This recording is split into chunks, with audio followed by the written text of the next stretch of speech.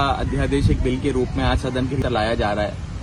ये देश में, दिल्ली में खास तौर पे डेमोक्रेसी को बाबूक्रेसी में बदल देता है। यानी कि दिल्ली को अब दिल्ली की चुनी हुई सरकार नहीं चलाएगी, चंद यूपीएससी पास बाबू और उपराज्यपाल चलाएंगे। सारी शक्तियां चुनी हुई सरकार से छीनकर बीजेपी द्वारा अपॉइंटेड उपराज्यपाल में लीन करने का प्रयास इस बिल के माध्यम से किया जा रहा है। और जो बिल लाया गया है ऑर्डिनेंस को रिप्लेस करने के लिए, वो बिल ऑर्डिनेंस से भी ज्यादा खतरनाक है देश के लोकतंत्र के लिए, देश के संविधान के लिए। और ये बिल कई सारी चीजें कहता है।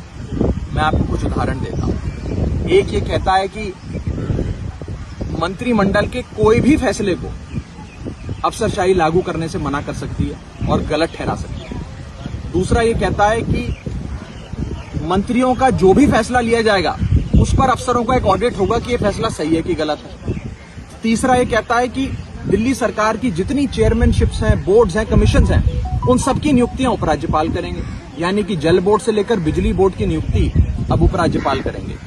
मतलब अब आपका बिजली का बिल आएगा कि नहीं आएगा, पानी आपके घर मुफ्त आएगा कि नहीं आएगा, इसका फैसला भी उपराज्यपाल करेंगे। तो ये सारी शक्तियां सरकार चलाने की, अफसरों की ट्रांसफर पोस्टिंग की, डिसिप्लिनरी प्रोसीडिंग्स की, कौन सा अफसर कौन सा विभाग संभालेगा, ये सारी शक्तियां उपराज्यपाल को दे दी। और दिल्ली की चुनी हुई सरकार से जितनी लोकतांत्रिक ढंग से चुनी हुई सरकार के पास शक्तियां होनी चाहिए, वो सारी आज इस एक बिल के माध्यम से छीन ली भाजपा ने। और ये इसलिए किया क्योंकि बीजेपी से अरविंद केजरीवाल और आम आदमी पार्टी की सफलता देखी नहीं जा रही। 25 साल से दिल्ली में लगातार चुनाव हो रहे हैं। 6 बार पिछले 25 सालों में विधानसभा के मुख्यमंत्री चुनने के चुनाव हुए दिल्ली में। 6 के 6 बार भाजपा वो चुनाव हार गई, एक बार नहीं जीत पाई, उनकी सियासी जमीन खिसक गई। तो अब उन्होंने सोचा, ना रहेगी बांस, ना बजेगी बांसुरी, सरकार ही खत्म कर दो तो दिल्ली की सियासत ही नहीं रहेगी, ना सियासत रहेगी, ना भारतीय जनता पार्टी की हार होगी चुनाव। आप लोग ये बात पहले से कहते रहे हैं, लेकिन ये सब बातें हुए जिससे जनता को आप अपने समर्थन में ला सकते हैं। आज मुद्दा है कि लोकसभा, राज्यसभा में आपको समर्थन जुटाना है। लोकसभा में हालांकि आपके पार्टी के एकमात्र सांसद है, इंडिया घटक दल के भी ज्यादा सांसद नहीं है। राज्यसभा को लेकर तैयारी करनी है, क्या कुछ तैयारी है? देखिए, राज्यसभा की जहां तक बात है, जब राज्यसभा के भीतर इस बिल को पेश किया जाएगा उस समय आंकड़ों की चर्चा करना मुझे लगता है उचित रहेगा। कौन सी पार्टी क्या मत लेती है, कौन सी पार्टी संविधान को बचाने के लिए सामने आती है, वो फैसला वो जब फैसला लिया जाएगा पार्टियों द्वारा, उस समय मेरे ख्याल से विस्तार से चर्चा करना उचित रहेगा। लेकिन मोटे मोटे तौर पर हम एक बात ये जरूर समझ लें कि ये एक धर्म युद्ध है। धर्म हमारे साथ है, सच्चाई हमारे साथ है, अच्छाई हमारे साथ है, बुराई, झूठ, असत्य और अधर्म भाजपा के खेमे में है। इसलिए जीतेंगे हम और अधर्म की हार होगी। लेकिन एक महत्वपूर्ण चीज मैं आपको कह दूं, मैं आज आपके माध्यम से भाजपा के सांसदों को भी अपील करना चाहता हूं कि आप सब भी संविधान की शपथ लेकर आज संसद भवन के भीतर बैठे हैं, सांसद बने हैं।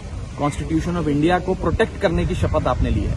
अगर संविधान को सही मायने में बचाना चाहते हैं तो इस बार इस दिल्ली के कानून पे, दिल्ली के बिल पे लोकतंत्र का साथ दो, संविधान का साथ दो और इस बिल को हराने में क्या इंडिया घटक दलों की पूरी तरह से इस पे सहमति और साथ है? क्योंकि कल कांग्रेस के नेता संजय दीक्षित का एक बयान है कि इसका विरोध करना गलत है, विरोध नहीं करना चाहिए। इंडिया घटक दल के जितने भी सांसद लोकसभा में, राज्यसभा में, वो पुरजोर विरोध करेंगे इस अध्यादेश का, इस बिल का जो लाया गया है। जो बिल लाया गया अध्यादेश को रिप्लेस करने के लिए, वो बिल तो अध्यादेश से भी ज्यादा खतरनाक है। और उसे हराने में, उसे निरस्त करने में, उसे ध्वस्त करने में हम सब साथी मिलकर काम करेंगे और सब एकजुट हैं। और जैसा कि मैं आपको बता रहा हूं कि ये बिल इतना असंवैधानिक है, इतना लोकतांत्रिक है कि आज बीजेपी के भीतर भी बैठे कई लोग हो सकता है संविधान को बचाने के लिए हमारा साथ दें।